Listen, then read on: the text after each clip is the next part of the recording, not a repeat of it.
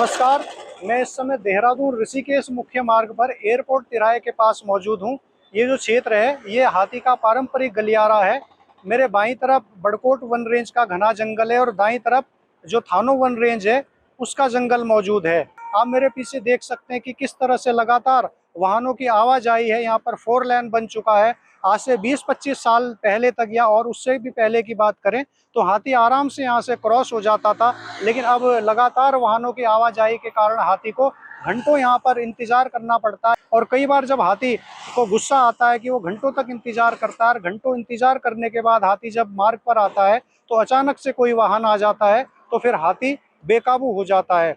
यही स्थिति अन्य जगहों की भी है और इसका जो मुख्य कारण है, जो हाथी या वन्य जीव हिंसक हो रहे हैं।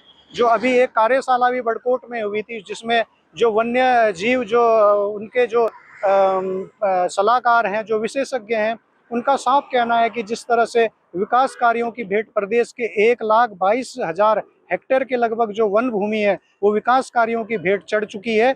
और इसके अलावा जो जंगल हैं उसमें 40% तक जो लेंटाना की झाड़ियां हैं वो उग आई हैं, जिसके कारण जो वन्य जीव हैं उनको वहाँ पर उनके आवास जो है वो प्रभावित हो रहे हैं। और ये जो दो मुख्य कारण है जो हाथी या दूसरे वन्य जीव हिंसक हो रहे हैं। हाथी का जो ये सीजन है ये मिलन का भी सीजन का एक तरह से हम कहते हैं, तो इस कारण हाथी हिंसक हो जाते हैं। और कल शाम ही जो धनियाड़ी मार्ग है कालू सिद्ध के पीछे जो बड़ासी पुल से आ रहा है वहाँ पर एक 6वीं क्लास के छात्र को, जो कि अपने माता पिता के साथ बीच में बैठकर स्कूटी से आ रहा था, उसको हाथी ने पटक कर मार डाला है, जिससे पूरे क्षेत्र में शोक की लहर है। और लोगों का यही कहना है कि हाथी और जो वन्य जीव हैं उनको किसी तरह से जंगलों में ही रखा जाए, जबकि वन विभाग का साफ तौर पे कहना है कि जो जंगली जानवर हैं वो कभी भी आबादी में नहीं आना चाहते हैं, लेकिन जब उनके वन्य जीव जो उनके जो आवास हैं वो प्रभावित हो रहे हैं और जो उनका भोजन पानी की कमी उन्हें हो रही है, इसी कारण से वो हिंसक हो रहे हैं, आबादी की तरफ वो रुख कर रहे हैं। तो आप क्या वजह मानते हैं कि जानवर इतने हिंसक क्यों हो रहे हैं? ऐसा है, कल शाम को लगभग 5 बजे एक घटना कालवाला क्षेत्र में हुई है। तो हमने उस जो रड़खाला से कालवाला वन मोटर मार्ग है, उसके दोनों तरफ खाई खोद दी है। इसमें हमारे डीएफओ सर भी आए थे, माननीय विधायक जी के भी निर्देश थे कि इस रास्ते को बंद कर दो। तो हमने वो रास्ता बंद कर दिया है। तो आजकल हाथी का मग सीज़न भी चल रहा है, तो हाथी आजकल ज़्यादा एग्रेसिव हो जाते हैं।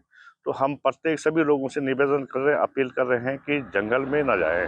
अगर कोई लकड़ी के लिए भी या घास काटने के लिए जाता है, तो पहले हमको बताएँ कि भई हम घास के लिए जा रहे हैं या लकड़ी के लिए जा रहे हैं, तो हम उनके साथ स्टाफ भेजेंगे। मैं या मेरा स्टाफ पूरा लगे हुए हैं कि भई अगर कोई जंगल में जाता है, तो बिना हमें सूचित किए हुए जंगल में ना जाएँ। तो हमने वो कल वाला जो रास्ता था उसको तो बंद कर दिया है और सभी से अपील भी कर रहे हैं बार-बार कि उधर ना जाएँ।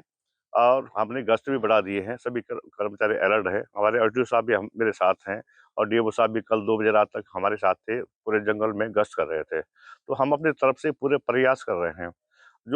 कल शाम जो लड़के की जो हाथी के द्वारा जो वो कैजुअल्टी हुई है, तो अभी मैं उन्हीं के घर पे हूँ। हमारे डीएफओ सर भी आए थे, माननीय विधायक जी भी आए थे, हमारे आरटीओ सर भी आए थे और उच्च अधिकारी भी आ रहे हैं। तो सभी से हम सब निवेदन कर रहे हैं कि जंगल में बिना सूचित के कतई न जाएँ। अगर आप ये वीडियो YouTube पर देख रहे हैं तो हमारे चैनल को सब्सक्राइब कर बेल आइकन दबाएं और Facebook पर देख रहे हैं तो हमारे पेज को लाइक करें।